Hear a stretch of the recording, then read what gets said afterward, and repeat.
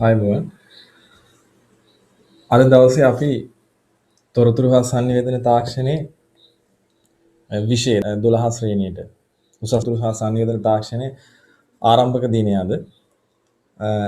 ඔයගොල්ලෝ හැමෝම ලොකු බලාපොරොත්තුකින් ඇවිල්ලා තියෙන්නේ තොරතුරු හා සංනිවේදන තාක්ෂණයේ උසස් පෙළට හදාරලා ඒ සාමාර්ථයක් ගන්න ඕනේ කියන දැඩි අදිෂ්ඨානය ඇති කරගත යුතු පළවෙනි දවස අද. ඒ අනුව තමයි අද ඇති කරගන්න අදිෂ්ඨානය තමයි අනාගතේ අපි අතරින් කෙනෙක් දිස්ත්‍රික්කයේ ප්‍රථමයව බිහි වෙයි. රටේ එහෙමත් නැත්නම් ලංකාවෙම අයිලන්ඩ් රෑන්ක් බිහි වෙයි. ඒ මූලික අඩිතාලම තමයි අද අපි මේ විදිහට සපුරන්න බලාපොරොත්තු වෙන්නේ. එතකොට හැමෝටම අපි ආශිර්වාද කරනවා මේ පටන් ගන්න වැඩේ මේ විදිහටම සාර්ථකව කරගෙන ගිහිල්ලා දවසක උසස් පෙළ ඉහළින්ම සමත් වෙලා තමන්ගේ තොරතුරු තාක්ෂණයේ විෂය විතරක්ම නෙමෙයි අනිත් විෂයන් සමගම උසස් පෙළ ඉහළින්ම සමත් වෙලා තමන්ගේ ජීවිතේ ජය ගන්න ඒ වගේම ඔයාට ඔයාගේ බලාපොරොත්තු ඇති විදිහට රැකියාවක් හෝ තමන්ගේ අවශ්‍යතාව ඉෂ්ට කරගන්න වාසනාව ධෛර්යය ලැබේවා කියලා ප්‍රාර්ථනා කරගෙන ඉන්න තමයි අපි අද දවසේ වැඩ කටයුතු ආරම්භ කරන්න උත්සාහ කරන්නේ.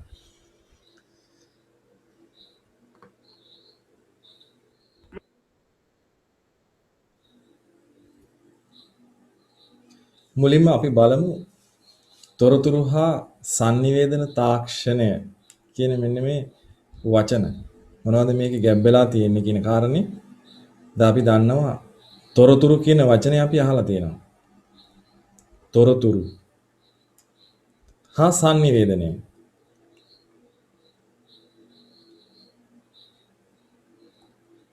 sannivedanaya.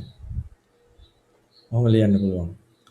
එතකොට මේ sannivedanaya වෙන්න ඕනේ තොරතුරු. ඒක තමයි මේ මාතෘකාවේ තේරුම. එතකොට අපි තේරුම් ගන්න ඕනේ පළවෙනි කාරණේ මොනවද මේ තොරතුරු කියන එකයි මොනවද මේ sannivedanaya කරනවා කියන අදහස. දැන් එතකොට තොරතුරු තාක්ෂණික ආරම්භ පාඩමේදීම පළවෙනි පාඩමේදීම අපි ඉගෙන ගන්නවා කරුණු කාරණා දෙකක්. එකක් තමයි දත්ත කියන්නේ. ඒ දත්ත භාවිත කරලා තමයි තොරතුරු නිෂ්පාදනය කරන්න කියන කාරණය. දත්ත පාවිච්චි කරලා අපිට පුළුවන් තොරතුරු නිෂ්පාදනය කරන්න. එතකොට දත්ත සහ තොරතුරු අතර පැහැදිලි වෙනසක් තියෙනවා. ඒ වෙනස අවබෝධ කරගන්න එක තමයි පළවෙනි අවශ්‍යතාවය වෙන්නේ මේ පාඩම ඉගෙන ගන්නකොට. දැන් දත්තයක් කිව්වහම අපි කියනවා දත්ත කියන්නේ raw facts කියලා. ඒ කියන්නේ මේවා මූලික කරුණු. මොනවා හරි මූලික කරුණු කිසිදු සකස් කිරීමකට භාජනය කරලා නැහැ. කිසිම අර්ථයක් ගෙන්නන්නේ නැහැ කියලා අපි පැහැදිලි කරනවා මේ විදිහට. දැන් එතකොට අපිට එහෙනම් ඒකේ අනිත් පැත්තේ තොරතුරු ගැන අවබෝධ කරගත්තාම දත්ත ගැන අවබෝධ කරගන්නත් පහසුයි. තොරතුරු කියන එක අපි අනිත් පැත්තට කියනවා මේවා සකස් කරලායි තියෙන්නේ. තොරතුරු කියන එක එවෙන් අර්ථයක් ගෙන්නන්න පුළුවන් කියලා. හරි. අපි මෙහෙම හිතමු. ලෝකයේ විවිධ නිෂ්පාදන සිද්ධ වෙනවා. එතකොට මේ විවිධ නිෂ්පාදන වලට මොනවා හරි අමුද්‍රව්‍ය තියෙනවා. උදාහරණයක් විදිහට අපි පැන්සලක් හදනවා කියලා හිතුවොත් පැන්සලට අමුද්‍රව්‍ය වෙන එක අපි දන්නවා සාමාන්‍යයෙන් මිනිරන් කූරක්නේ ඇතුලේ තියෙන්නේ. ඒතර මිනිරන් කියන අමුද්‍රව්‍ය අවශ්‍ය වෙනවා. ඒතර ඒක පොළවෙන් ගන්න සාමාන්‍ය දෙයක්, පවතින දෙයක්. ඒතර මේ මිනිරන් පතල් තියෙනවා. ඒ විදිහට මිනිරන් පතලෙන් මිනිරන් අරගෙන ඊට පස්සේ ලීයක් තමයි මේකට පාවිච්චි කරලා තියෙන්නේ මේකේ පැන්සල නිෂ්පාදනය කරන්න. මැදින් විදලා තමයි මිනිරන් පුරවලා තියෙන්නේ. ඊට ලී අවශ්‍ය වෙනවා. ඒ ගස් වලින් තමයි ගන්න. අන්න ආදී වශයෙන් අපි නිෂ්පාදනයක් කරනකොට අමුද්‍රව්‍ය අවශ්‍ය වෙනවා. හැබැයි අපිට පැහැදිලි ලීයක් ලීය විදිහට තිබ්බටවත් මිනිරන් පතලේ මිනිරන් තිබ්බටවත් මේකෙන් ප්‍රයෝජනයක් ගන්න පුළුවන් කමක් නැහැ. ඒ කියන්නේ පැන්සලෙන් කරන කාර්යය කරන්න පුළුවන් කමක් නැහැ. එහෙනම් අපි යම්කිසි නිෂ්පාදන කාර්යයකට මේක දායක කරගන්න අවශ්‍ය වෙනවා. එතකොට මේ නිෂ්පාදන කාර්යයකට දායක කරගන්න වැඩේ තමයි අපි ෆැක්ටරි එකකින් එහෙමත් නැත්නම් අතින් සිද්ධ කරන්නේ. දැන් මොන හරි නිෂ්පාදනයක් කරනකොට අතින් කරන්නත් පුළුවන්. කෙනෙකුට මහන්සි වුණොත් මිනිරන් කොහොම හරි හොයාගෙන ඒ ටික අමුද්‍රව්‍ය විදියට හොයාගෙන ලීයකුත් අරගෙන මැදින් විදලා කූරක් හරි සිදුරක් විදලා කූරක් හරි අරගෙන මේක අතින් නිෂ්පාදනය කරන්නත් පුළුවන්. හැබැයි මේක වඩාත් පහසුවෙන් කරන්න ගියාම එහෙමත් නැත්නම් මේක වේගයෙන් කරන්න ගියාම අපිට යම්කිසි තාක්ෂණික සහායකුත් අවශ්‍ය වෙනවා. මේ පළවෙනි උදාහරණය සාමාන්‍ය නිෂ්පාදනයක් කරන දේ එතනින් පටන් ගන්න නිෂ්පාදනයක් එහෙම අපි හිතමු ලෝකේ පුරා නිෂ්පාදනය වෙන සෑම දෙයක්ම. උදාහරණයක් විදිහට දැන් වාහන නිෂ්පාදනය ගැන අපි කවුරුත් බොහොම උනන්දුවෙන් බලන් ඉන්නවා. දැන් වාහනයක් නිෂ්පාදනය කරන process එකේදී කොහොමද වෙන්නේ කියන එක. ඉතින් වාහනයක් ඕනනම් කෙනෙකුට අතින් හදන්නත් පුළුවන් වෙයි. බොඩි එක හදාගන්න වෙයි. බොහොම මහන්සි වෙලා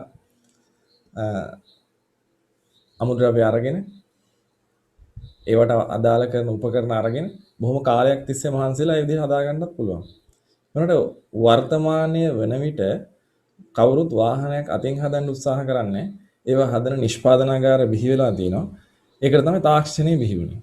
ඒතර තාක්ෂණය බිහි වෙලා තියෙනවා. තාක්ෂණය නිසා අපි වඩාත් කාර්යක්ෂමව ලෝකයේ අවශ්‍ය කරන වාහන ටික නිෂ්පාදනය කරන්න ඒ ෆැක්ටරිස් තියෙනවා. එතකොට ඒ වගේ ඕනෑම තැනක නිෂ්පාදන කාර්යයක් කරන්න දැන් අපිට තේරෙනවා තාක්ෂණය කියන එක ගැබ් වෙලයි තියෙන්නේ කියලා. දැන් මෙතනදී අපි මේ නිෂ්පාදන කාර්යයේදී තොරතුරු කියලා දෙයකට අපේ විෂයට අදාළ වෙන විදිහට කතා කරොත් මේ තොරතුරු කියන එක නිෂ්පාදන කාර්යයකුත් අපිට කරන්න සිද්ධ වෙනවා. එතකොට මේ නිෂ්පාදනය කරන තොරතුරු වලට අමුද්‍රව්‍ය වශයෙන් තමයි අපිට දත්ත හඳුන්වලා දෙන්න වෙන්නේ. හරියට පැන්සලක් හදන්න අමුද්‍රව්‍ය වශයෙන් මිනිරම් පාවිච්චි කරා නම් ඒ වගේම වාහන හදන්න ඒවට අමුද්‍රව්‍ය වශයෙන් ලෝහ වගේ දේවල් පාවිච්චි කරා නම් ඒ වගේ මේ තොරතුරු නිෂ්පාදනය සඳහා අමුද්‍රව්‍ය විදිහට තමයි දත්ත භාවිතා කරන්න වෙලා තියෙන්නේ. එතකොට දත්ත තොරතුරු බවට පරිවර්තනය කිරීමේ කාර්යයට අපි කියනවා සකස් කිරීම කියලා. දැන් සකස් කිරීම කරනකොට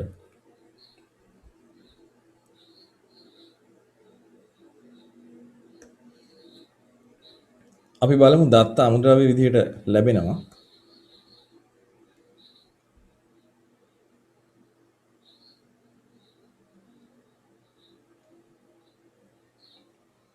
ඊට පස්සේ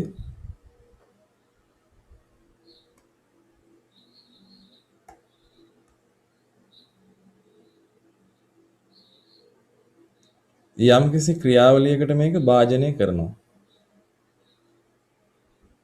භාජනය කරලා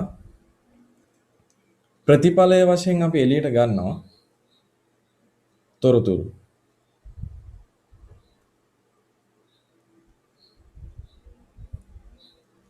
එතකොට මේ භාජනය කරන ක්‍රියාවලිය දත්ත තොරතුරු බවට පත් කිරීමේ ක්‍රියාවලියයි.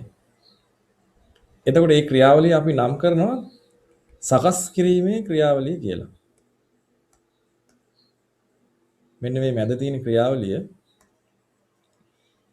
අපිට ගන්න පුළුවන් සකස් කිරීමේ ක්‍රියාවලිය කියලා. අපි ඒක කෙටියෙන් ලියමු සැකසීම කියලා.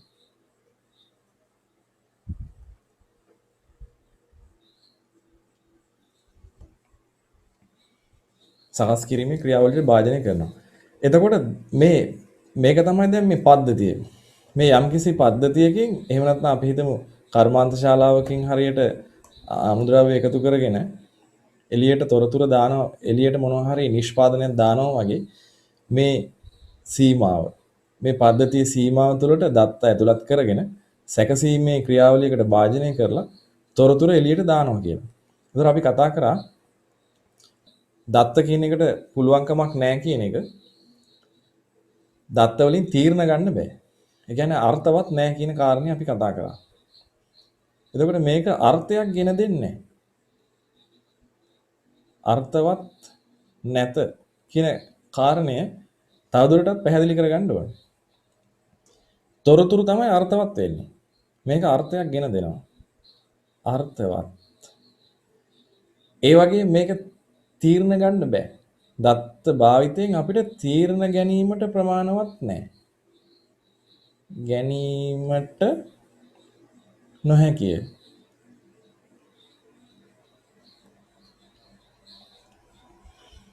දත්ත වලින් තීරණ ගන්න පුළුවන්.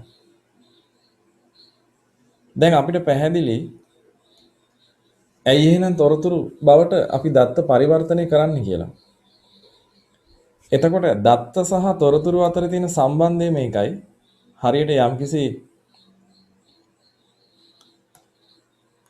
නිෂ්පාදනාගාරයකට අමුද්‍රව්‍ය අවශ්‍ය වෙනවා වගේ තොරතුරු නිෂ්පාදන කාර්යය සඳහා දත්ත කියන එක අමුද්‍රව්‍ය වශයෙන් පාවිච්චි කරන්න සිද්ධ වෙනවා. දැන් මේකෙදි තොරතුරු හා sannivedana කියන එක දැන් තොරතුරු නිෂ්පාදනය ගැන අපි කතා කරා. එතකොට කෙනෙකුට ප්‍රශ්නයක් ඇති වෙන්න පුළුවන් ඇයි මේ තොරතුරු නිෂ්පාදනය කරන්නේ? දැන් වාහනයක් නිෂ්පාදනය කරාම අමුද්‍රව්‍ය භාවිතා කරලා ඒකේ අරමුණක් තියෙනවා. ඒ වාහනයක් කියන එකෙන් අපි ඉෂ්ට කරගන්න අරමුණක් තියෙනවා. ඒ අරමුණ ඉෂ්ට කර ගැනීම සඳහා තමයි අපි මේ වාහනයක් භාවිතා කරන්නේ. පැන්සල කියන එකේ අරමුණක් තියෙනවා. ඒකෙන් ලියන්න පුළුවන් වගේ දෙයක්. ඒතර ඒ අරමුණ ඉෂ්ට කර ගැනීමට අපි මේක නිෂ්පාදනය කරනවා.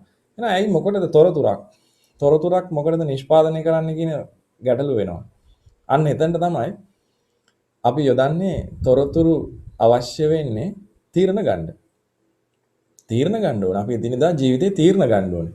ඒතර සෑම දෙයක්ම ක්‍රියාත්මක වෙන්නේ මේ තීරණ මත. දැන් අපිට තේරෙනවා අපි කුඩා කාලේ ඉඳලා මේ දක්වා ලොකු වෙනකොට සෑම දෙයක්ම තීරණ අනුව තමයි ක්‍රියාත්මක වුනේ.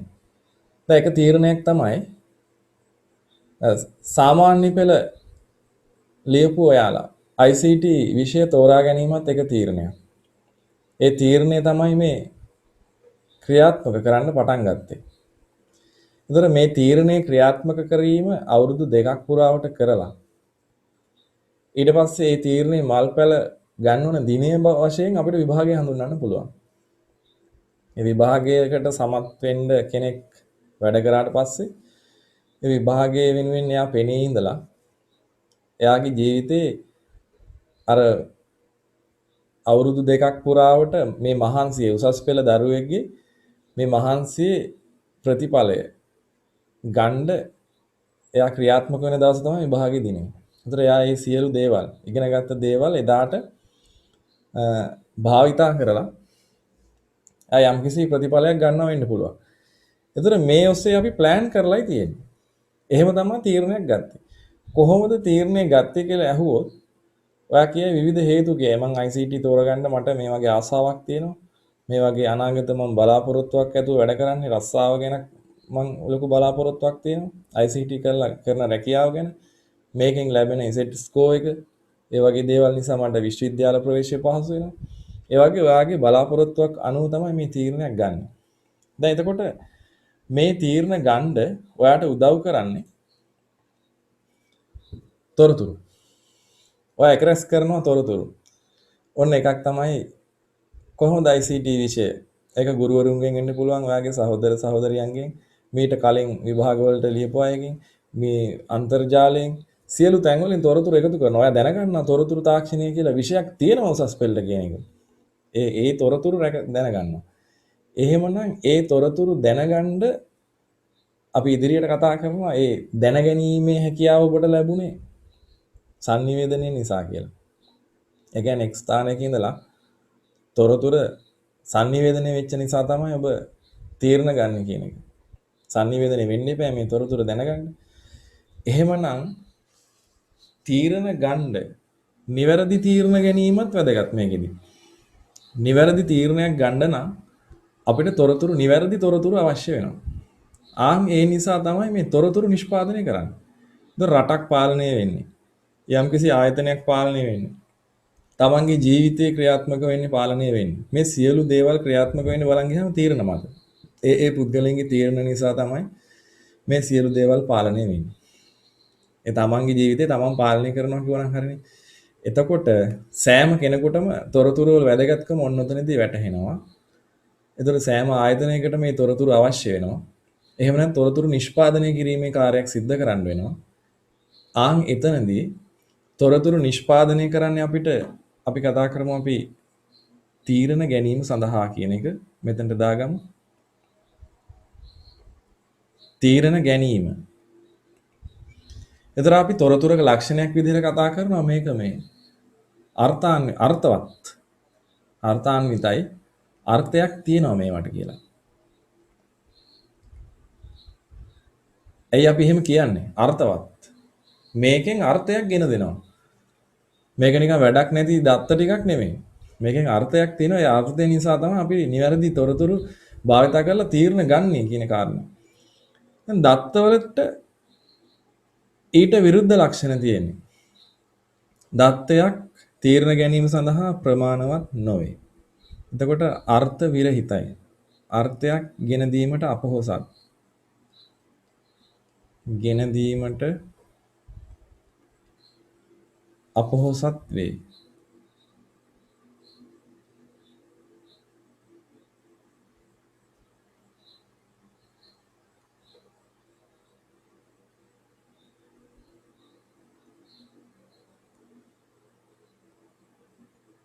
අර්ථයක් ගෙන දීමට අපොහොසත්. දත්තය තීරණ ගැනීමට ප්‍රමාණවත් නොවේ. තීරණ ගැනීමට ප්‍රමාණවත් නොවේ. එහෙම කියමු අපි. දැන් තීරණ ගන්න ප්‍රමාණවත් නැත්නම් අපේ අවශ්‍යතාවය තමයි තීරණ ගන්න පුළුවන් මට්ටමට මේක පරිවර්තනය කරලා ගන්න එක. සරල උදාහරණයක් බලමු අපි. දත්ත තොරතුරු බවට පත් කිරීම කියන එක. එතකොට අපි මෙන්න මේ sannivedanaya කියන වචනේ තාමත් සාකච්ඡා කරේ නැහැ. එතකොට මේ සඳහා භාවිතා කරන තාක්ෂණය කියන එක තමයි අපි මේ විෂයෙන් සාකච්ඡා කරන්න බලාපොරොත්තු වෙන්නේ. තාක්ෂණය කියන වචනේ ඉදිරියට සාකච්ඡා කරන්න බලාපොරොත්තු වෙලා අපි ගිහිල්ලා හොයාගෙන යමු.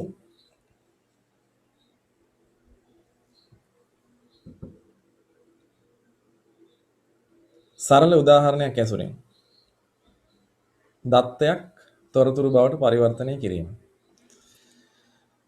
දැන් ළමයෙකුට දත්ත වශයෙන් අපිට සලකන්න පුළුවන් ළමයෙක්ගේ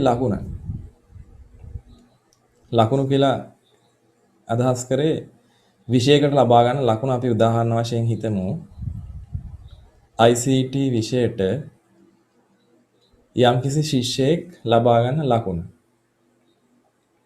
එතකොට මම මේ ලකුණු ටික මෙහෙම දැන් ලියනවා. ඔන්න 80යි 50යි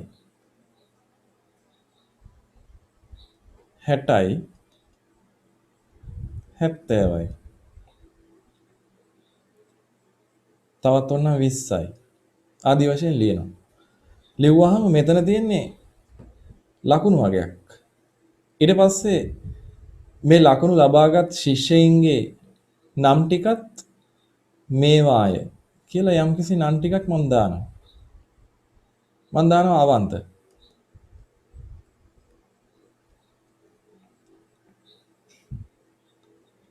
ඊට පස්සේ දානවා භවන්ත කියලා.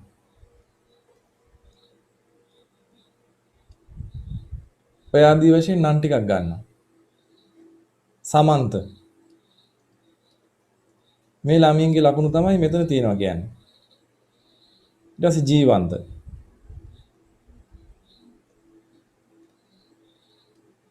දැන් අපිට හොයාගන්න බෑනේ.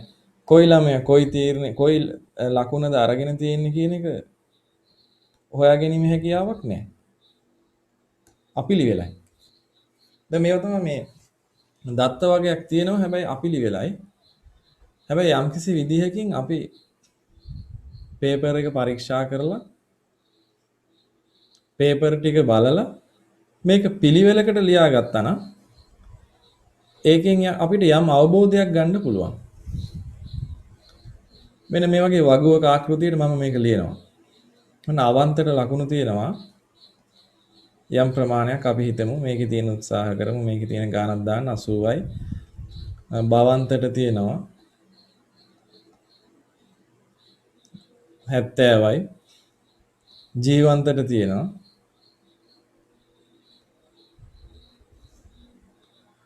ජීවන්තට 20යි තිබිලා තියෙන්නේ. 60ක් තියෙනවා කියලා දාමු සමන්තට. 60යි. දැන් ICT ලකුණු තමයි මේ තියෙන්නේ කියලා මම මේක වගුවක් ආකෘතියට මෙහෙම පිළිවෙලට ලියා ගන්නවා.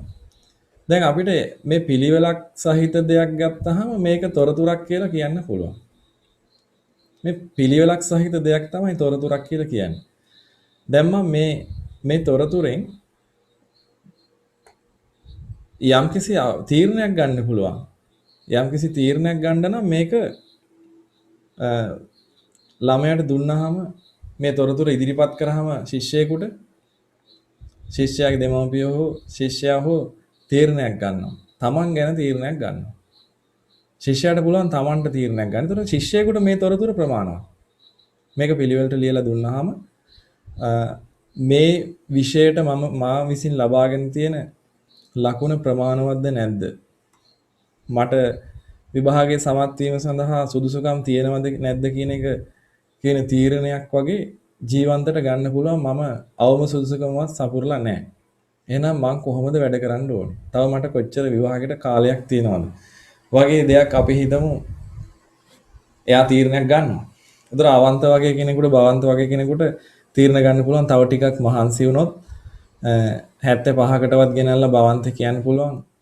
මට තව සෑහෙන ඉස්සරහට මේ ලකුණු 80කට එහාට ලකුණු එකතු කරගෙන හොඳ ප්‍රතිඵලයක් ගන්න පුළුවන්. ඒ සාමාර්ථයක් ගන්න පුළුවන් ICT වලට කියන උත්සාහය ඇති කරගන්න දැන් ඔන්න භවන්තත් තීරණ ගන්නවා වෙන්න පුළුවන්. එතකොට මේ විදිහට භවන්තගේ තීරණ ගන්න, අවන්තගේ තීරණ ගන්න, එහෙමත් නැත්නම් ජීවන්තගේ තීරණ ගන්න එයාලට මේ ලකුණු ටික ප්‍රමාණවත්. ඒත් මේ ලකුණු ටිකෙන් ප්‍රමාණවත් නැතුව මේකෙන් තීරණයක් ගන්න ප්‍රමාණවත් නැති කෙනෙක් ඉන්න පුළුවන්.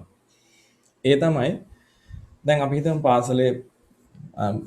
පාසලේ නම් මේ තියෙන මේ සිද්ධිය ගුරුවරයාට එහෙමත් නැත්නම් විදුහල්පතිවරයාට එහෙමත් නැත්නම් මේ ළමයි ඇත්තටම අවසාන විභාගයට ලබාගෙන තියෙන ප්‍රතිඵලය නම් මේක විභාග දෙපාර්තමේන්තුවට මේ ප්‍රතිඵල වලින් විශ්වවිද්‍යාල ප්‍රවේශයක් එහෙම දෙන්න බෑ. එතකොට මේ ප්‍රතිඵල ටික තවදුරටත් සකස් කිරීම වලට භාජනය කරන්න වෙනවා. එහෙමනම් අපි මේ තොරතුර නැවත වාරයක් මුලට ගෙනියනවා වෙනත් කාර්යයක් සඳහා. ඔන්න මම ඒක මෙහෙම ලියනවා. දැන් දත්තනේ තොරතුරු බවට පරිවර්තනය කරන්න. එතකොට අපි කතා කරා දත්ත කියන එක තමයි මෙතන තියෙන්න ඕනේ. දත්ත තමයි සකස් කිරීම සිද්ධ කරලා තොරතුරු බවට පත් කරන්නේ. එතකොට දත්ත තොරතුරු බවට පරිවර්තනය කිරීමේ ක්‍රියාවලිය තමයි අපි සැකසීම කියලා කලින් අවබෝධ කරගත්තේ. මම ඒක ඊතාලියේ උඩ ලියනවා දැන්. දත්ත සැකසීම නම් වූ ක්‍රියාවලියට භාජනය කරලා තමයි තොරතුරු කියන එක නිෂ්පාදනය කරේ. දැන් මුලින්ම කරේ අනුපිළිවෙලට සකස් කරගත්ත එක විතරයි. දැන් මට අවශ්‍යයි මේ ළමයින්ගේ ලකුණු ටිකෙන් සාමාන්‍ය ළමයි කොච්චර මේ පන්තියේ දක්ෂද කියලා හොයාගන්න ගුරුවරයෙකුට ඕනොත් සාමාන්‍ය ලකුණ හොයාගන්න ඕන වෙනවා. එහෙමනම් කරන්න තියෙන්නේ මේ ළමයින්ගේ සියලු දෙනාගේ ලකුණු ටික එකට එකතු කරලා මේ ටික ඔක්කොම එකට එකතු කරලා ළමයි ගානෙන් බෙදුවහම ඒක තමයි ක්‍රියාවලිය. ක්‍රියාවලියට අපි වාජනය කරමු. මේ මැද්දෙන් දාලා තියෙන ක්‍රියාවලියට ක්‍රියාවලිය තමයි මේ 80යි 70යි 20යි 60යි ඔක්කොම එකතු කරලා ළමයි ගානෙන් බෙදුවහම උත්තරේ ගන්න පුළුවන්. ඒක තමයි ළමයින්ගේ තොරතුරු නිවේදන තාක්ෂණයට ලබාගත්ත සාමාන්‍ය ලකුණ කියලා අපිට අවබෝධයකට එන්න පුළුවන්. ඒකෙන් කියන්නේ කොච්චර දුරට සමස්තයක් වශයෙන් සියලු දරුවෝ ගැන හිතුවාම දැන් තනි තනියෙන් එක එක්කෙනා තීරණ ගන්නත් එක හරි.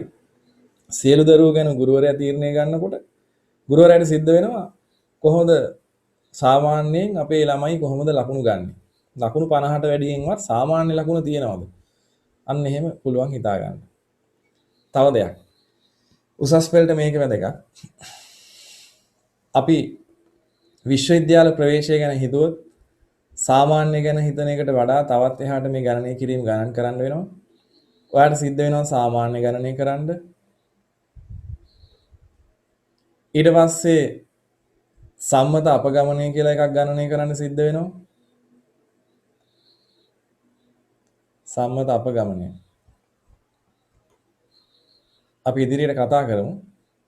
කොහොමද සම්මත අපගමනය සාමාන්‍ය වගේ දේවල් හොයන්නේ? සාමාන්‍ය හොයන්න දැන් දන්නවා. ඊට පස්සේ Z score කියලා එකක් හොයන්න සිද්ධ වෙනවා. මේක තමයි අපේ තීරණාත්මක දේ. උසස් පෙළ ළමයින්ගේ ජීවිතය තීරණය කරන්නේ මේ Z score එකෙන්. එයා විශ්වවිද්‍යාලයට යනවද නැද්ද කියන එක තීරණය කරන්නේ මේ Z score එකෙන්.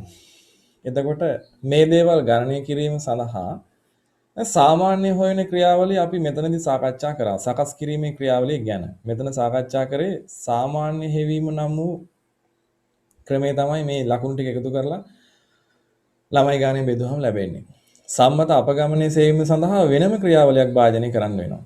ඒ කියන්නේ සකස් කිරීමේ ක්‍රියාවලිය වෙනස්. එකිනෙක කාර්යයන් සඳහා වෙනස්. Z කියන අගය, Z score එහෙම නැත්නම් Z අගය සෙවීම සඳහා වෙනම කාර්යයක් අපිට සිද්ධ වෙනවා කරන්න. එතකොට ඒවට සූත්‍ර තියෙනවා. ඒවා යොදලා සුළු කරලා උත්තරේ ගන්න පුළුවන්. දැන් මේ කාර්යය මෙහෙම අපිට අතින් කරගෙන යනකොට වැඩි කාලයක් සිද්ධ වෙනවනේ. වැඩි කාලයක් ගත වෙනවනේ. ඒ නිසා සමස්ත රටේම ශිෂ්‍යයින්ගේ මේ තොරතුරු ටික අතින් සකස් කරන්න ගියොත් අපි හිතමු එක පුද්ගලයෙක් දාලා කරොත් එහෙනම් මාස ගාණක් යයි. එතකොට මේ වැරදීම් සිද්ධ වෙන්න ඉඩක් තියෙනවා පුද්ගලයින්ට. වෙහෙසටපත් වෙනවනේ. පුද්ගලයෙක්ගේ ලක්ෂණයක් තමයි සාමාන්‍ය මිනිස්සුන්ගේ වෙහෙසටපත් වෙනවා. උදේ පටන් ගත්ත විදිහටම හවස් වෙනකන් වැඩ කරන්න බෑ. වෙහෙස නිසා වැරදීම් සිද්ධ වෙන්න ඉඩ තියෙනවා. ආන්ගේ අභියෝග දෙක ජය ගන්න තමයි අපි තාක්ෂණය කියන එක භාවිතා කරන්නේ. මොකද්ද? නිවැරදිව කරන එක. වෙහෙසක් නිසා වරදින්න තියෙන දේ වෙහෙසටපත් නොවන යන්ත්‍ර සූත්‍ර භාවිතයෙන් නිවැරදිව කරන එක. නිවැරදිව කිරීමත් කලට වේලාවට කාර්යක්ෂමව කියලා අපි කියන්නේ. කාර්යක්ෂමව කර ගැනීමට ඊටාම ඉක්මනින් කාර්යක්ෂමව කර ගැනීමට තමයි තාක්ෂණය කියන එක පාවිච්චි කරන්නේ.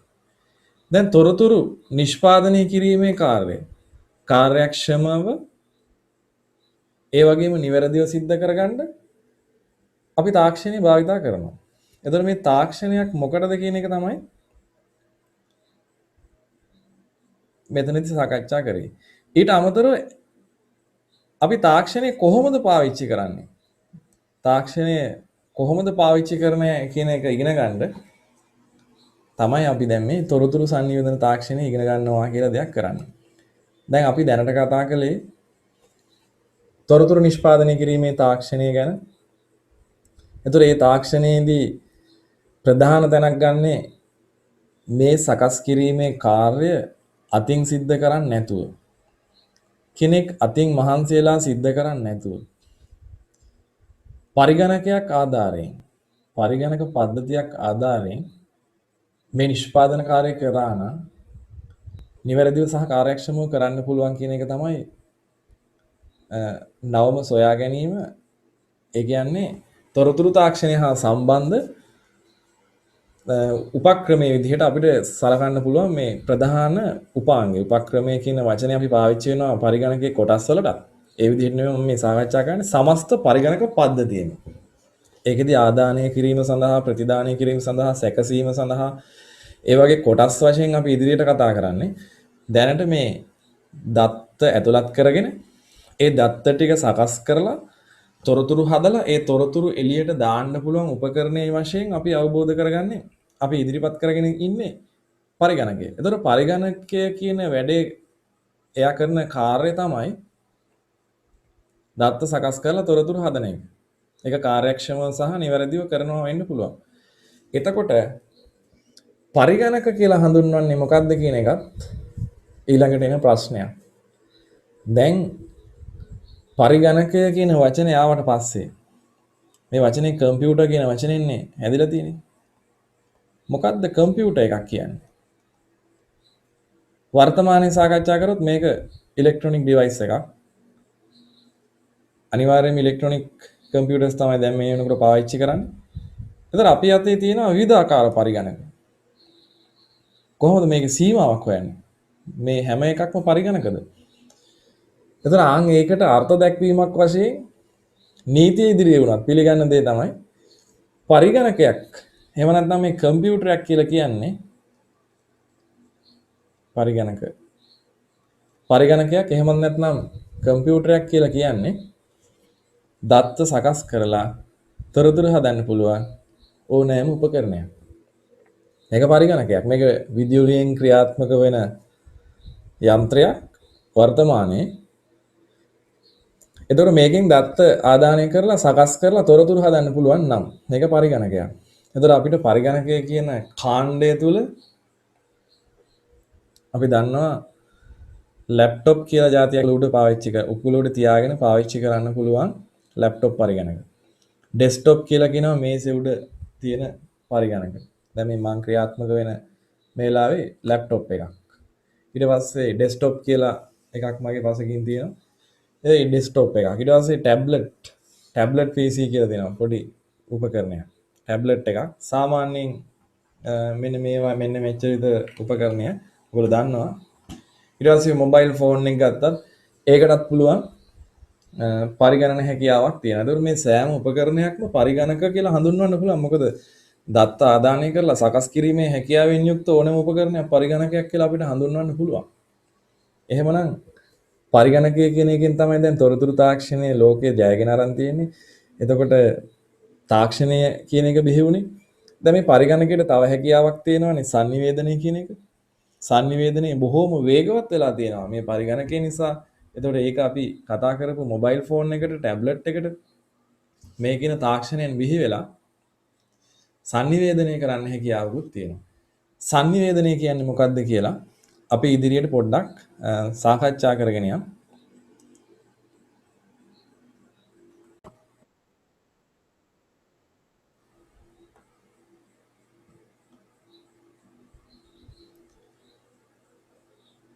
අපි ඊළඟට සාකච්ඡා කරන්නේ sannivedanaya කියන කාරණය.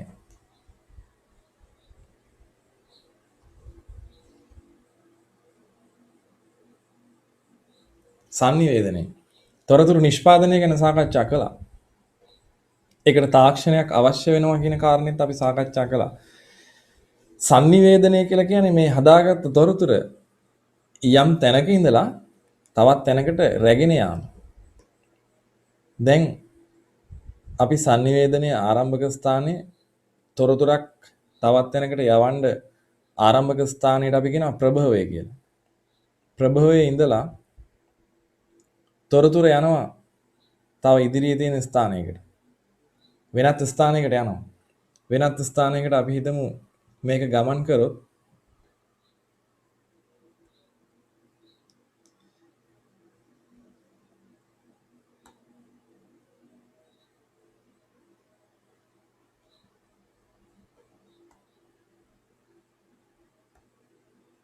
ඒ ගමන් කරන අවසාන ස්ථානයට අපි කියනවා ගමනාන්තය.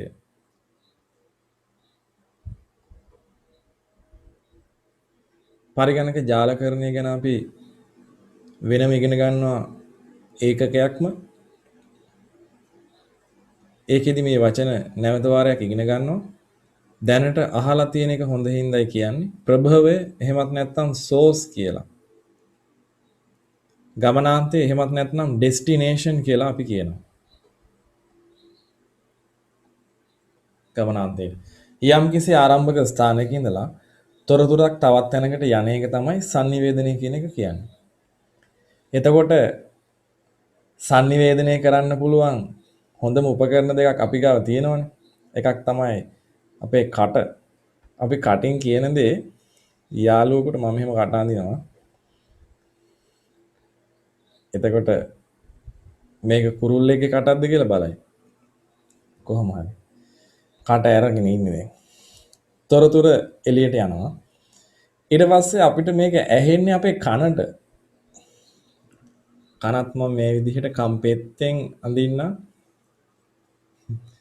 කන ගැන අපි ඉගෙනගෙන තියෙනවනේ. කනේ තියෙනවනේ මේ වගේ කම්බරේ කියලා එහෙම. තවත් කොටස් තියෙනවා. මං කම්පෙත්ත විතරක් ඇන්දා. මේ කර්ණ අස්ථි එහෙම තියෙනවා. අපි අහලා තියෙනව නේද? මුද්ගරිකා නිගාතිය දරණකේ ආදී වශයෙන් කුඩා කාලේ ඉගෙනගෙන ඇති. දැන් මේ කනේ ක්‍රියාවලියට පුළුවන් මේ එන ශබ්දය අහගන්න. මේක තමයි සරලම sannivedanaye වචන භාවිතා කරලා අපි කරන sannivedanaye. මේ වචන ඊට පස්සේ අපිට ලියන්න පුළුවන්. කටින් කනට ගියේ නැත්තම් ලේඛනයකට ලියනවා අපි. ලේඛනයකට ලියලා ඒක ගියාට පස්සේ ඒක අපි ඇහෙන් දැකලා තේරුම් ගන්නවා. යම් කිසි තැනකට යවන්න ඕනේ. එතකොට මේ ගමන් කිරීම සිද්ධ කරන්න ඕනේ. ගමන් කිරීම කටින් කනට යවන්න සාමාන්‍ය දුරක ඉන්නවනම් ඇහෙන සීමාවේ කටින්ම කියන්න පුළුවන්. ඇහෙන්නේ නැති සීමාවේ ඉන්නවනම් අන්න එතනට අපිට තාක්ෂණය ඕන වෙනවා. ඉතින් බලන්න තාක්ෂණය බිහි වුණේ මොබයිල් ෆෝන් එක. එහෙම නැත්නම් අතීතයේම බිහි වෙච්ච ෆෝන් වචන වශයෙන් කෙනෙකුට කතා කරන්න. අපි අහලා තියෙනවානේ මුලින්ම දුරකථනයක් ඔස්සේ සාකච්ඡා කරපු එහෙම නැත්නම් දුරකථනයකින් මුලින්ම කතා කරලා තියෙන වචනය හෙලෝ කියන එක කියලා.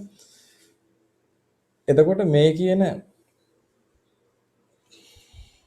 තාක්ෂණය බිහි වුණේ දුරස්ථභාවයේ වැඩි වෙනකොට අපිට මේ sannivedanaya කරන්න තාක්ෂණය ඕන වෙනවා. තාක්ෂණික උපක්‍රම කීයක් නම් තියෙනවද? තොරතුරු sannivedanaya සඳහා අද වෙනකොට ඒ දුරකථනය ඊට පස්සේ ජංගම දුරකථනය ඒවා සියල්ල ඊට පස්සේ රූපවාහිනිය ගුවන් විදුලිය ඊට කලින් ආවේ ගුවන් විදුලියේ රූපවාහිනිය වගේ දේවල් ඒ වගේ දේවල් වලින් මේ ශබ්දය සහ රූප රාමු සියල්ල අපි දකිනවා අහනවා ඊට පස්සේ ලේඛන බලන්නත් පුළුවන් තාක්ෂණයක් ආවා තැපැල් ආවා ඊටත් ඉහතදී නම් මේ ලිපි ලේඛන අරගෙන දුවන කෙනෙක් මැසෙන්ජර් කෙනෙක් හිටියා කියලා අපි අහලා තියෙනවා. يعني බොහොම ඈත කාලයේදී එතකොට මේ අතින් කරගත්ත දේ තාක්ෂණයෙන් භාවිතා කරන්න පටන් ගත්තට පස්සේ තාක්ෂණයේ ක්‍රමක්‍රමයෙන් දියුණු වෙලා දැන් අපිට ඕනේ එක පුද්ගලයෙක්ගෙන් එක පුද්ගලයකට තොරතුරු එකතු කරගන්න එක විතරක් නෙමෙයි එක පුද්ගලයෙක්ගෙන් බොහෝ දෙනෙකුට අපි කියන්නේ බ්‍රෝඩ්කාස්ට් කරන්න හැම දෙනාටම යවන්න ඕනේ මුළු පන්තියටම මම එක සැරේ උගන්වනවා තාක්ෂණය භාවිතා කරලා මේ විදිහට එහෙනම් සියල්ල දෙනාටම එකතු කරගන්න අන්න තාක්ෂණය වුණ වෙනවා වෙන වෙනම ශිෂ්‍යයින්ට ගුරුවරයෙක් වශයෙන් මට උගන්වන්න කාලයවත් එහෙම හැකියාවක් නැති වෙයි මට පුළුවන් වෙන්න ඕනේ වෙන වෙනම ගොඩ දෙනෙකුට එකම පණිවිඩය එකවර ගමන් කිරීමේ හැකියාව අන්න ඒ වගේ දේවල් වලට තාක්ෂණය අවශ්‍ය වෙනවා. එතකොට එවැනි තාක්ෂණයක් තමයි අපි මේ වර්තමානයේ භුක්ති විඳින්මින් ඉන්නේ. බොහෝ දෙනෙකුට එකවර බොහෝම වේගයෙන් sannivedanaya කිරීමේ හැකියාවක් සහිත උපකරණ මේවලම් කට්ටලයක් අප සතු තියෙනවා. මේ මොහොත දක්වා මේ මොහොතෙත් අපි ඒක භුක්ති විඳින්මින් ඉන්නවා කිව්වනම් හරි. එහෙමනම් sannivedanaya සඳහා තාක්ෂණයක් ඕනේ වෙන්නේ මේ දුරස්ත බව නිසා ඒ වගේම එකම තොරතුරු බොහෝ දෙනෙකුට යවා ගන්න අපි තාක්ෂණයක් පාවිච්චි කරනවා. ඒකේ වේගවත් බව තමයි ප්‍රධානම කාරණේ. බොහෝම වේගවත්ව ඈත කිලෝමීටර් ගාණක් එහෙම නැත්නම් අපි ඊමේල් එකක් වගේ දැන් කතා කරොත් එහෙම නැත්නම් වීඩියෝ එකක් YouTube එකකින් බැලුවොත් ඒක අපිට කොයිතරම් වේගයකින් වෙන දුරස්ත රටක කිලෝමීටර් දහස් ගාණක් ඈත ඉන්න රටක ඉඳලා අපේ පරිගණකය දක්වා නිවසේ තියෙන මේසේ දක්වාම ගමන් කරනවා නේද? එහෙනම් මේ තාක්ෂණය බිහි වුණේ.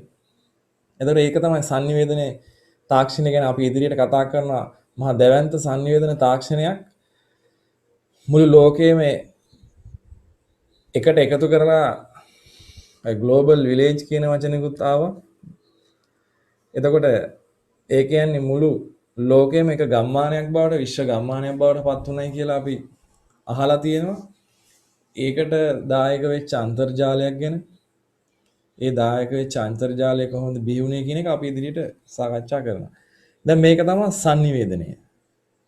තොරතුරක් එක් ස්ථානයක සිට තවත් ස්ථානයකට ගමන් කරගන්න පුළුවන් නම්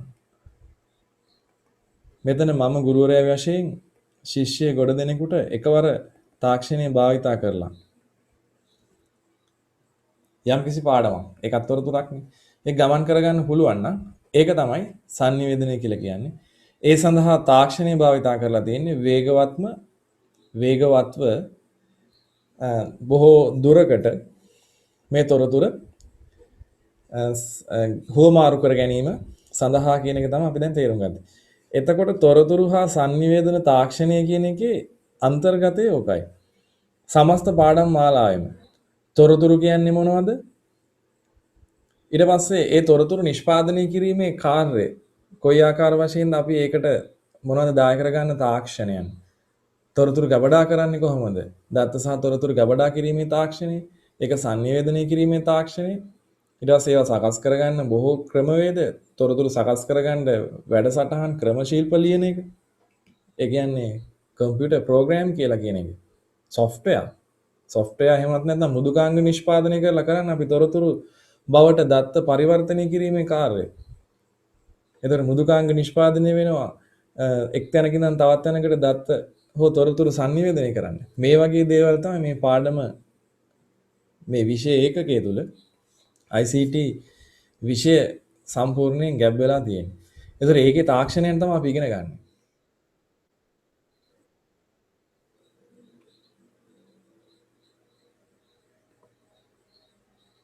මේ වෙලාවේ ඔයා දකින්නේ ළමයි 4 දෙනෙක්ගේ අවන්තයි බවන්තයි සමන්තයි ජීවන්තයි කියන ළමයි 4 දෙනෙක්ගේ ශිෂ්‍ය 4 දෙනෙක්ගේ ICT වලට ලබාගත් ලකුණු මම මෙන්න මේ Excel sheet එකකට දාලා තියෙනවා. Excel sheet එකට මේ විදිහට ගත්තේ අර අපි අතින් සකස් කිරීම නම් වූ කාර්ය පරිගණකාශ්‍රයෙන් සකස් කිරීම කොයිතරම් පහසුද කියන එක යම් අවබෝධයක් ලබා දෙන්න. දැන් මේකේ මේ Excel sheet එක සාමාන්‍ය පරිදි ඔයාලට කොටු එහෙමත් නැත්නම් කෝෂ වලින් දකින්න ලැබෙන්නේ නැහැ. ඒකට හේතුව මම මේක පොඩ්ඩක් වෙනස් කරලා තියෙන්නේ මේකේ බෑග්ග්‍රවුන්ඩ් කලර් එක කොළ පැටක් එන විදිහට. ඒකත් එක අරමුණක් ඇතුව. ඔය දකින්න ඇති විශේෂ දෙයක් මේ කොළ පාට තිරය පාවිච්චි කරලා මම උත්සාහ කරනවා නිතරම S2 ඔන්ලයින් එහෙමත් නැත්නම් පරිගණක තීරයක් ඉස්සරහා මොබයිල් ෆෝන් එකක් ඉස්සරහා තියාගෙන ඉන්න හදන ළමයෙකුට S2 පරිස්සම් කරන්න උපකාරයක් විදිහට තමයි මම මේ බෑග්ග්‍රවුන්ඩ් කලර් එක සුදු පාට පාවිච්චි නොකර මේ විදිහට පාවිච්චි කරේ. ඒ නිසා මේ ඔයා දකින්න සාමාන්‍ය Excel sheet එකම තමයි. සාමාන්‍ය පෙළට මේවා කරලා තිබ්බනම් දැකලා ඇති. එහෙම නොදැක්ක කෙනෙකුටත් දැක ගන්න අවස්ථාව තමයි මම මේ විදිහට දෙන්නේ. දැන් Excel sheet එකේ මම මේ කොටු වලට කෝෂ වලට කියලා අපි කියන්න ඕනේ. මේ කෝෂ වලට මම ලබා දීලා තියෙනවා මේ අගයන්. එතකොට ICT සඳහා ලකුණු අවන්තට 45යි, බවන්තට 65යි, සමාන්තරත් 70 ගානකුයි, ජීවාන්තර 30 ගානකුයි ඔය වශයෙන් තමයි ඔය ආදි වශයෙන් මම ඇතුළත් කරලා තියෙන්නේ.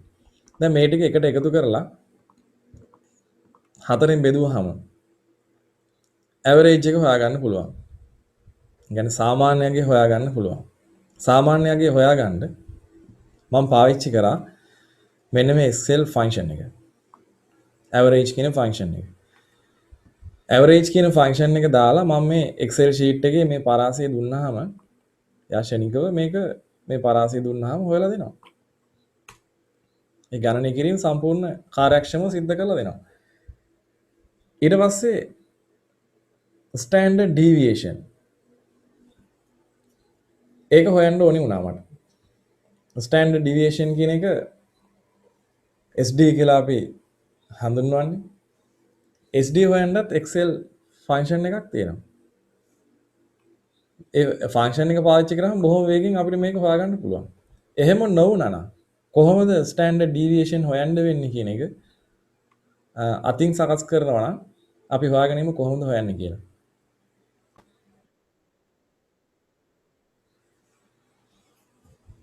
ඔයාලට මෙතන දකින්න හම්බ වෙනවා ස්ටෑන්ඩඩ් ඩීවියේෂන් හදන්න භාවිතා කරන සූත්‍රය. ඒකෙදි මෙතන x bar කියලා දාලා තියෙන්නේ මෙන්න මේ ඇවරේජ් මීන් එක. ඒ කියන්නේ අර ඔක්කොම ළමයින්ගේ ලකුණු ටික එකතු කරලා ළමයි ගානෙන් බෙදුවාම ලැබෙන අගය තමයි මේ ඇවරේජ් කියලා දාලා තියෙන එක තමයි x bar කියලා කියන්නේ. ඊට පස්සේ x කියලා දාලා තින්නේ සෑම ළමයෙක්ගේම මෙන්න මේ අදාළ ලකුණ. එතකොට 45න් 55 අඩු කරලා ඒකේ වර්ගය ගන්නවා. ඊට පස්සේ 65න් 55 අඩු කරලා ඒකේ වර්ගය ගන්නවා.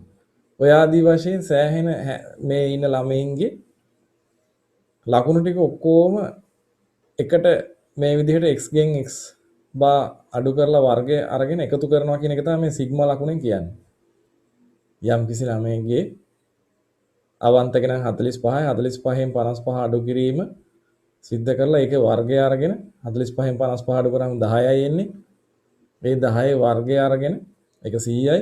ඒ ආදී වශයෙන් සියලු ළමයින්ගෙන් ඒ වගේ එන අගයන් ටික එකට එකතු කරනවා කියලා තමයි මේ සිග්මා අගයෙන් කියන්නේ. ඒ විදිහට එකතු කරලා ළමයි ගාන n කියලා අරගෙන n වලින් එකක් අඩු කරාම දැන් මෙතන නම් ළමයි 4යි ඉන්නේ 4න් එකක් අඩු කරාම 3යි. ඒ 3ෙන් බෙදලා මේ ලැබෙන අගය ඒකේ වර්ගමූල හෙව්වහම ඔන්න අපිට ස්ටෑන්ඩඩ් ඩීවියේෂන් එක හොයාගන්න පුළුවන් වෙනවා. එතකොට ස්ටෑන්ඩඩ් ඩීවියේෂන් එකේ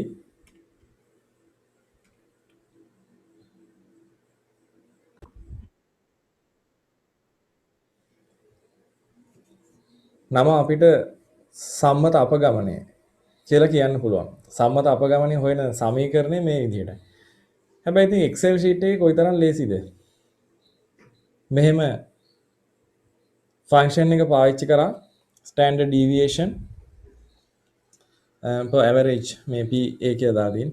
ඊට පස්සේ මේ අදාළ පරාසය C2 ඉඳලා C5 දක්වා කියලා මේ C2 කියන්නේ මෙන්න මේ කෝෂය මේ දෙවෙනි පේලියේ තියෙන්නේ C කියන කොලම් එකේ තියෙන්නේ C2 ඉඳලා C5 දක්වා වූ පරාසය දීලා enter දීපු ගමන් ඒක එයා හොයලා දෙනවා එක සැනින්. ඊළඟට මේ ඉහලින් පේනවා Z අගය ගණනය කරන හැටි. මේවා මේ උසස් පෙළ ළමයි ගණනය කරන්න ඕනේ නෙමෙයි. මේවා විභාග දෙපාර්තමේන්තුවෙන් ගණනය කරන දේවල්. දර විභාග දෙපාර්තමේන්තුව විසින් මේ දේවල් ගණනය කරන්න යම්කිසි පරිගණක වැඩසටහන් භාවිතා කරනවා. එතකොට ඒක තමයි යෙදීම. ඒ කියන්නේ පරිගණක තාක්ෂණය ඉගෙන ගන්නකොට, තොරතුරු තාක්ෂණය ඉගෙන ගන්නකොට ඒකේ යෙදීම අනාගතේ වෘත්තියක් කරන එක. එතකොට අවුරුදු ගානක පරිණත අත්දැකීමක් අරගෙන තමයි මේ වගේ තැනකට අපි කියන්නේ ඔබ උසස් පෙළ ඉගෙනගෙන ඊටත් පස්සේ උපාධියක් වගේ කරලා අවුරුදු 10ක විතර අත්දැකීමක් කරගෙන තමයි යම් කිසි තැනක රැකියාව සඳහා තොරතුරු තාක්ෂණයෙන් ආරම්භ කරන්නේ. එතකොට හිතන්න මේ විදිහට මම කිව්වේ උසස් පෙළ කරලා ඊට පස්සේ ඔබේ උපාධිය කරගන්න අවුරුදු 10ක් යනවා කියන කාරණේ නෙමෙයි. දැන්ම පටන් ගන්නකොට උසස් පෙළට බැලුවොත් අවුරුදු 2යි. ඊට පස්සේ උපාධියට බැලුවොත් අවුරුදු 4යි ඔක්කොම අවුරුදු 6යි කියලා එහෙම ගණනය නොකර තවත් අවුරුදු ගානක අත්දැකීමක් අරගෙන කෙනෙකුට පුළුවන් මේ වගේ දැන් වෘත්තියකදී මේ තමන්ගේ දැනුම භාවිතා කරන්න. ඒතර අපිට මේකේ සීමාවක් නැහැ. පරක් තෙරක් නැහැ. ඒ නිසා මේ ගන්න උදාහරණය ගැන ඒ තරම්ම බිය යුතු කාරණේකුත් නෙමෙයි. මොකද මම මේ උත්සාහ කරන්නේ දරුවෙකුට තොරතුරු තාක්ෂණය කියන එක කොයිතරම් භාවිත වෙනවද කියන එක ඔයාගේ ජීවිතය ඇසුරෙන් පැහැදිලි කරන්න. ඒතර ඔයාගේ ජීවිතය ඇසුරෙන් කියලා කිව්වේ උසස් පෙළ දරුවෙක් සෑම විශේෂ ක්ෂේත්‍රයකම දරුවෙක් විභාග ලිව්වට පස්සේ විභාග දෙපාර්තමේන්තුව මගින් මේ ගණනය කිරීම ඔබ වෙනුවෙන් කරලා දෙනවා.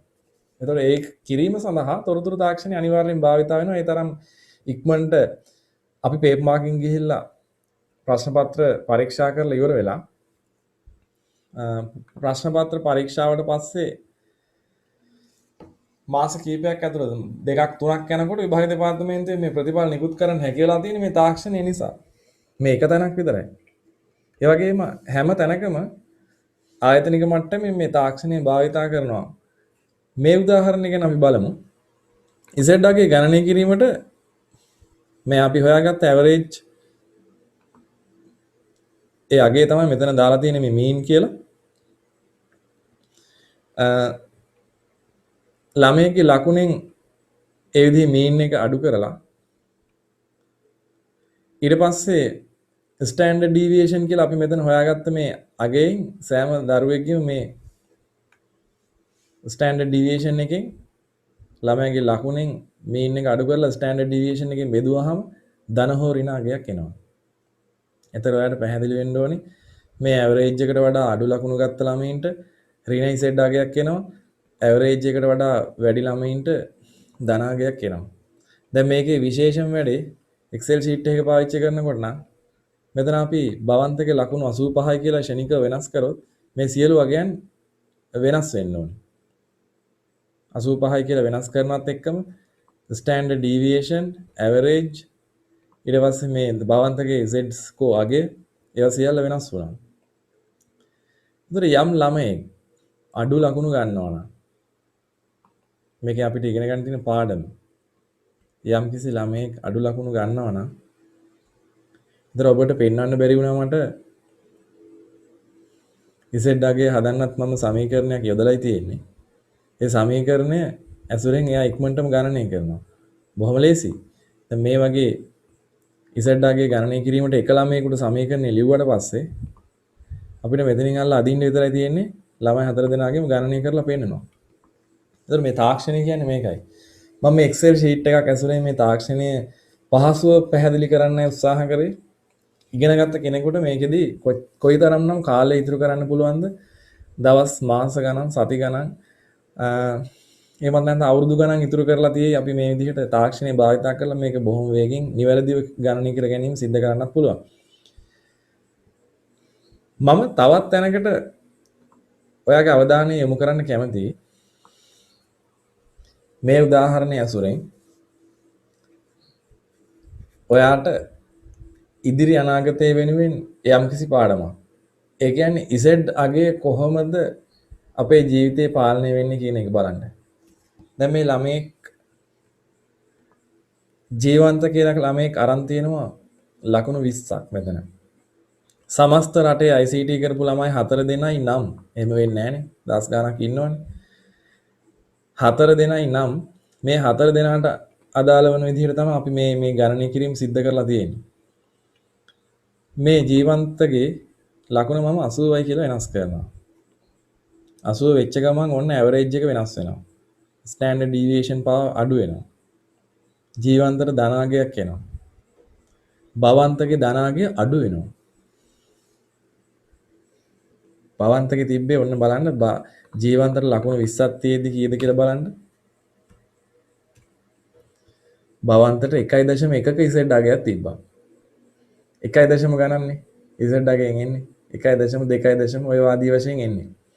දැන් ළමයෙක්ට ඍණාගයෙන් එන්නත් පුළුවන්. ජීවන්ත තව ටිකක් මහන්සි වෙලා ලකුණු 80ක් ගත්තා නම්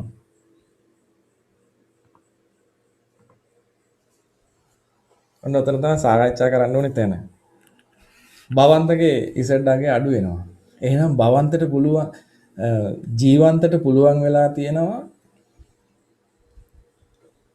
තවත් දක්ෂ ළමයෙක්ගේ Z එක අඩු කරන්න. එහෙනම් මෙතන ඉන්න සියලු දරුවෝ හොඳම ලකුණු ගත්තොත් ICT සඳහා හොඳම ලකුණු ගත්තොත් අනිත් ළමයින්ගේ Z අගයට ඔයා බලපෑමක් වෙනවා. අඩු කරන්නයි බලපෑම වෙන්නේ. හරි. තව ළමයෙක් ඉන්නවා අපි හිතමු අවන්ත වගේ ළමයෙක් උනන්දු නැහැ. ලකුණු 5යි ගත්තේ කියලා අපි හිතමු. මම අහකින් ක්ලික් කරනකොට මේ කොටුව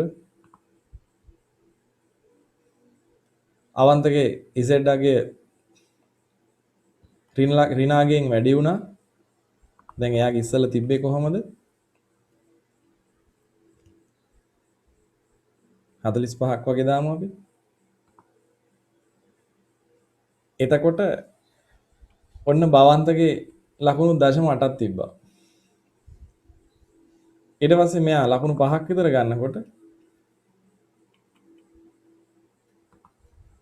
ඇවරේජ් එක වෙනස් වීම නිසා ඒක අනිත් සියලු දෙනාටම බලපානවා. එතකොට අපි හිතමු ළමයි දෙතුන් දෙනෙක්ම අඩු ලකුණු අරන්. ළමයි දෙතුන් දෙනෙක්ම අඩු ලකුණු අරන්. මේ භවන්ත කියන ළමයාගේ ලකුණ වැඩි වුණා. ඒ කියන්නේ Z ගේ වැඩි වුණා. ළමයි තව ළමයෙකුත් අපි බලමු මේ පොඩ්ඩක් අඩු ලකුණක් අරගෙන. භවන්තගේ ඩිමාන්ඩ් එක තව වැඩි වුණා. අන්න Z එකේ රහස. අඩු ලකුණු ගන්න ළමයි ගොඩක් ඉන්නකොට වැඩියෙන් ගන්න ළමයට ලොකු වටිනාකමක් එනවා. දැන් මේ 85 කියන එක මහ විශාල වටිනාකමක් එනවා. අපි හිතමු නිකමට භවන්තත් 85ක් නෙමෙයි අරන් තියෙන්නේ සාමාන්‍යයෙන් 65ක විතර 64ක විතර 100 එකක් අරන් තියෙන්නේ කියලා. 65න් තමයි B එකට යන්නේ 75න් A එකට යන්නේ 64ක 100 එකක් අරන් තියෙන්නේ. මොකද උනේ? 64ක 100 එකක් තියාගෙනත් භවන්තට 1.7ක Z අගයක් තියෙනවා. 1.7ක් කියන්නේ එයා ලොකු Z අගයක්. සාමාන්‍ය දිස්ත්‍රික්කෙන් කෑගල්ල කුරුණෑගල වගේ දිස්ත්‍රික්ක වලින් විශ්වවිද්‍යාල ප්‍රවේශය සඳහා ලබන ඉහළ Z අගයක් මේ තියෙන්නේ. ඒතර අපිට පැහැදිලි වෙනවා. අදක්ෂයින් අතර ඉන්න දක්ෂයට ලකුණ දෙන්න අදක්ෂයෝ බොහොම උදව් කරලා තියෙනවා. අදක්ෂයෝ අඩු ලකුණු ගන්න තාක් දක්ෂයට වාසී කැම්පස් යන්න පහසු කරනවා. එහෙම ක්‍රමයක් තමයි මේ තියෙන්නේ. එහෙනම් ඔබ අදක්ෂයින් අතර දක්ෂයෙක් වෙන්න ඕනේ. ඒ පාඩමත් අපි තොරතුරු සංවේදන තාක්ෂණය ඇසුරෙන් මොන්න ඉගෙන ගත්තා. අදක්ෂය අඩු වෙන්න හැමෝම 85යි නම් ගන්න.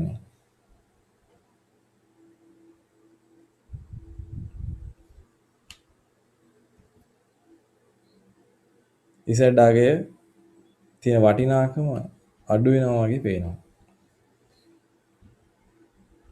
හැමෝම 85යි අරන් තියෙන්නේ. දැන් මෙතන යාට ස්ටෑන්ඩඩ් ඩීවියේෂන් එක ගන්න කිරීමේ ගැටලුවක් ආවා. එනවනේ. ඔන්න ඔය වගේ. දැන් 80ට ආවා ඇවරේජ් එක ස්ටෑන්ඩඩ් ඩීවියේෂන් එක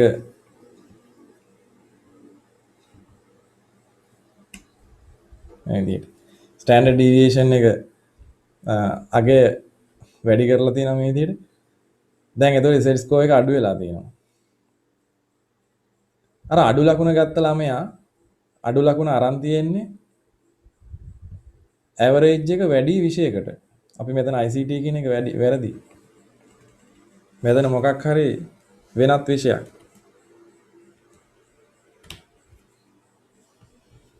හැම ළමයෙක්ම දක්ෂ ලෙස සමත් වෙනවා නම් ඒ වගේ විෂයක් කරාම කොයිතරම් ලොකු ඒ සාමාර්ථයක් ගන්නද 85ක් කියලා කියන්නේ. ලකුණු 85ක් කියන්නේ ඉතා විශාල ලොකු ඒ සාමාර්ථයන්නේ. ඒ තුන තියාගෙනත් සමහර විෂය ධාරාවල විශ්වවිද්‍යාල ප්‍රවේශය අහිමි වෙලා ගෙදර ඉන්නවා කියන්නේ ඔකට තමයි. හැමෝම ලියනවා නම් මේ විෂය හොඳට හැමෝම හොඳට ලකුණු ගන්නවා නම් මේ විෂය අපි කරත් අපේ ඇති වටිනාකමකුත් නැති වෙනවා. කියන්නේ විශ්වවිද්‍යාල ප්‍රවේශයේදී ඔන්න ඔය දේ තමයි බලපාන්නේ. ගොඩක් අය මේ විෂයට ඒ තරම්ම දක්ෂ නැත්නම් මෙයා 50යි. මෙයාත් අපි හිතමු ගියක් හරි 65යි. අන්න බලන්න මේ වගේ ළමයි අඩුවෙන් මැද හරි ඉන්නකොට අර හොඳ ලකුණක් ගන්න ළමයාගේ Z එක කොයිතරම් වැඩි වෙනවද? ඒතර එයා 1.6ක ඉන්නකොට මෙයාලා ඉන්නේ ඍණ අගයක. ඒ කියන්නේ ඈත 1 ගානින් බිඳුවත් පහු වෙලා ඍණ අගයකට තමයි ගිහින් තියෙන්නේ. අදිෂ්ඨානයක් ඇති කරගන්න මම හොඳ ධන Z අගයක් ඉහළ අගයක් ගන්නවා මේ විෂය හොඳට මයිකයි කියන්නේ ඔබට හොඳ නිවැරදි විෂය තේරුණා හොඳ ගුරුවරයෙක් යටතේ ඔබට අධ්‍යාපනය ලබන්න හම්බුණා. එහෙමත් ලැබිලා ඔබට අවුරුදු දෙකක කාලයක් හම්බ වෙනවා. ධෛර්ය සම්පන්න නම් ඔබ, ඒ කියන්නේ අදිෂ්ඨානශීලීව වැඩ කරගෙන ගියොත් මුල ඉඳලම අපිත් එක්ක මේ විදිහට අනිවාර්යයෙන්ම ඉහළම සාමාර්ථයකට යන්න පුළුවන්. අඩිතාලම තමයි මේ දාගන්න අද පටන් ගත්තේ.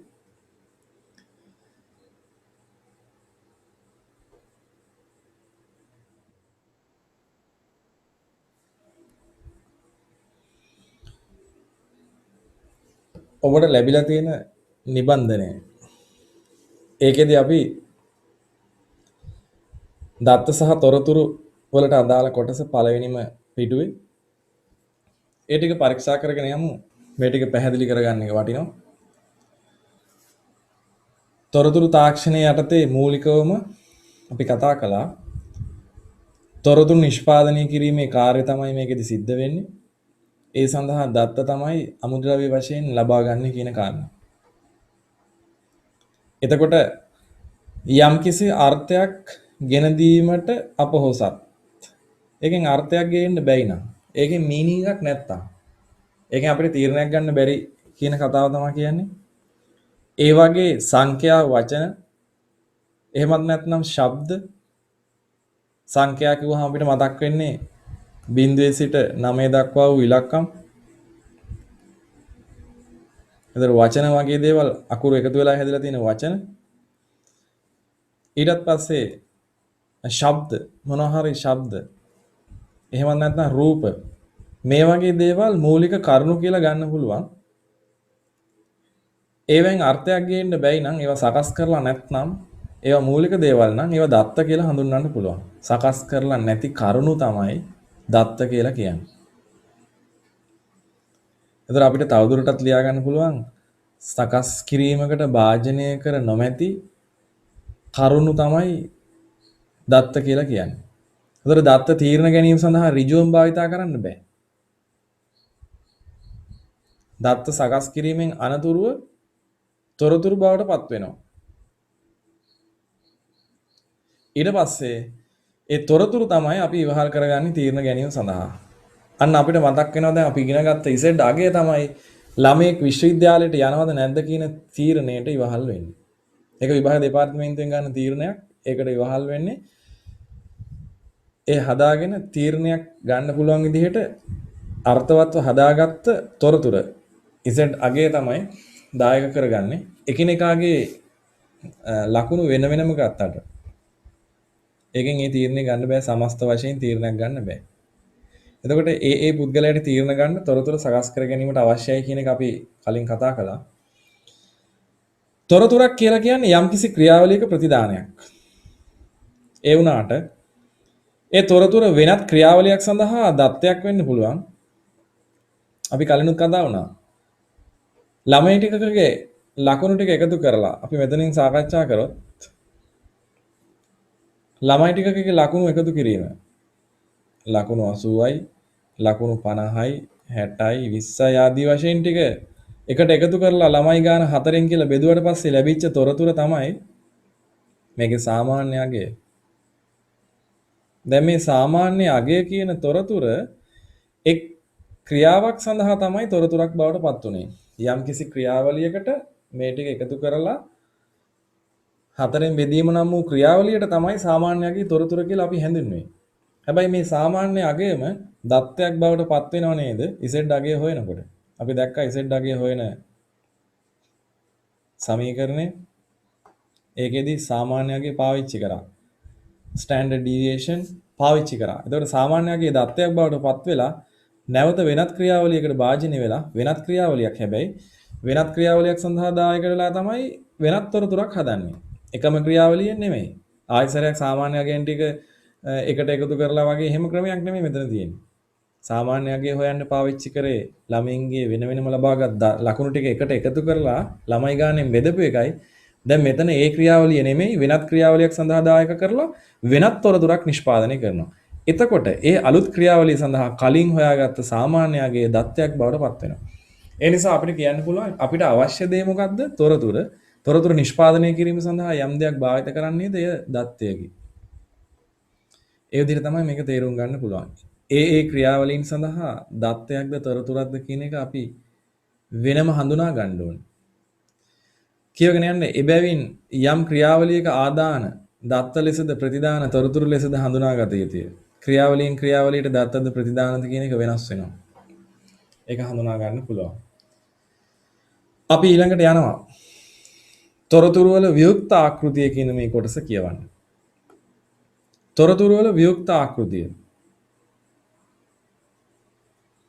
දැන් අපි දන්න දෙයක් මේ. තොරතුරු වල වියුක්ත ආකෘතිය කියලා කියන්නේ දත්ත ආදානය කරලා යම්කිසි සකස් කිරීමේ ක්‍රියාවලියකට භාජනය කරලා තොරතුරු නිෂ්පාදනය කරලා ඒ තොරතුරු ප්‍රතිදානය කිරීමේ මෙන්න මේ ක්‍රියාදාමයට අපි කියනවා තොරතුරු වල වියුක්ත ආකෘතිය කියලා හඳුන්වනවා. ඒක විස්තරාත්මකව මෙතන කියලා ඇති දත්ත ආදානයෙන් අනතුරුව සකස් කොට තොරතුරු නිපදවීමටත් එම තොරතුරු ප්‍රතිදානය කිරීමත් මේ කියන කාර්යයන් සිදු කරන පද්ධතියක ක්‍රියාකාරීත්වය තොරතුරු වල වියුක්ත ආකෘතිය ලෙස හඳුන්වයි. පරිගණක පද්ධතියක් දත්ත ආදානය කිරීම සඳහා කිරීම, දත්ත තොරතුරු බවට පරිවර්තනය කිරීම, හෙවත් සකස් කිරීම සහ තොරතුරු ප්‍රතිදානය කිරීම කියන මූලික කාර්යයන් සිද්ධ කරන උපකරණයක් විදිහට අපිට හඳුන්වා ගන්න පුළුවන්. පරිගණකයක් කියන්නේ ඔය දත්ත ආදානය කරලා තොරතුරු සකස් කරලා ප්‍රතිදානය කරන කොටසක් කියන කාරණය. එතකොට තොරතුරු වල වියුක්ත ආකෘතිය කුමක්ද කියලා ඔබෙන් ප්‍රශ්නයක් ඇහුවොත් මේ ආකෘතිය ඇඳලා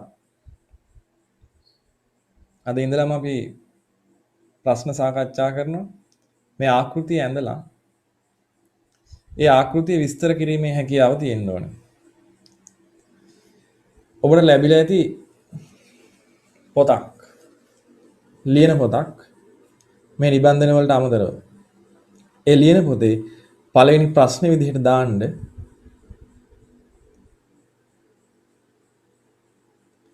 දත්ත සහ තොරතුරු වල වෙනස පහදන්න.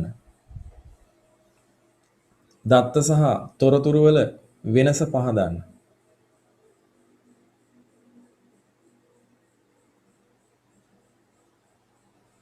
දත්ත සහ තොරතුරු වල වෙනස පහදන්න. ඒක රූල් 5කින් ලියන්න පුළුවන්. රූල් 5ක විතර ඉඩක් තියාගෙන දෙවෙනි ප්‍රශ්නේ දාන්න. තොරතුරු වල වියුක්ත ආකෘතිය කෙටියෙන් පැහැදිලි කරන්න. තොරතුරු වල වියුක්ත ආකෘතිය කෙටියෙන් පැහැදිලි කරන්න.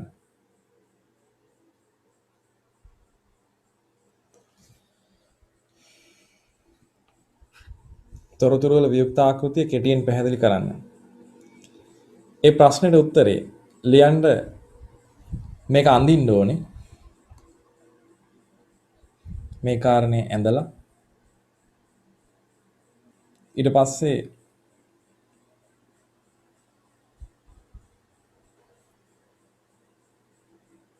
මේ විස්තරය ලිව්වා නම් ඇති.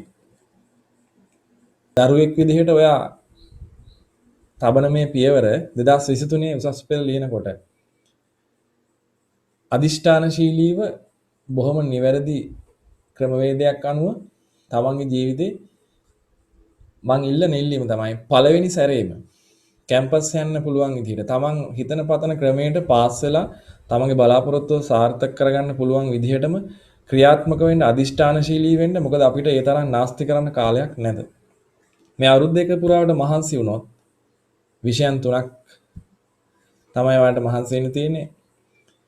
මේ ටික මහන්සි වුණොත් එක සැරේම ඒ අවශ්‍යතාවයත් ඉෂ්ට කරගෙන ඒ කියන්නේ උසස් පෙළ හොඳින් සමත් වෙලා තමන්ගේ අවශ්‍යතාවය වෙන විශ්වවිද්‍යාල ප්‍රවේශය හෝ රැකියාවේ දේවල් ඉෂ්ට කරගෙන මෙතනින් අපිට ජීවිතේ අවුරුද්දක් හරි ඉතුරු කරගන්නවා කියන එක බොහොම වටිනවා. මොකද දෙවෙනි පාරක් ලියන්න යනකොට තව මොනව තරම් දේවල් වලට ප්‍රශ්න වලට ගැටලු වලට මුහුණ දෙන්න වෙයිද කියන එක අවිනිශ්චිතයි.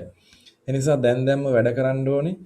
මේ තියෙන තාක්ෂණය පාවිච්චි කරලා තමන් අවංක වෙලා තමන්ට විශේෂයෙන් තොරතුරු තාක්ෂණය ඉගෙන ගන්න ළමයෙක් විදිහට මේ ඩිවයිස් පාවිච්චි කරනකොට ඕන් තරම් අනවශ්‍ය අත්දැකීම් ලබන්න තැන් තියෙනවා.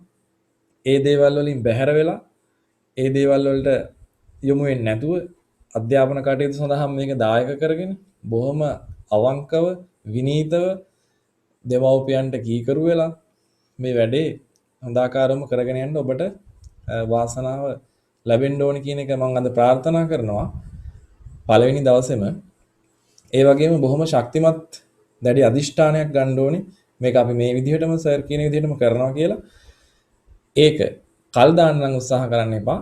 දෙවෙනි තුන්වෙනි පාරවල් අපිට නැහැ කියලා හිතාගෙන ඒ වගේම මේ වෙලා තියෙන දේවල් වලින් මේ व्यसनකාරී දේවල් වලින් ආරක්ෂා වෙලා බොහොම පරිස්සමින් මේ වැඩ ටික කරගෙන යන්න ඔබට ආශිර්වාද කරන්නත් කැමතියි. හරි. අදට අපි පාඩම නවත්තනවා. අයබෝවන්.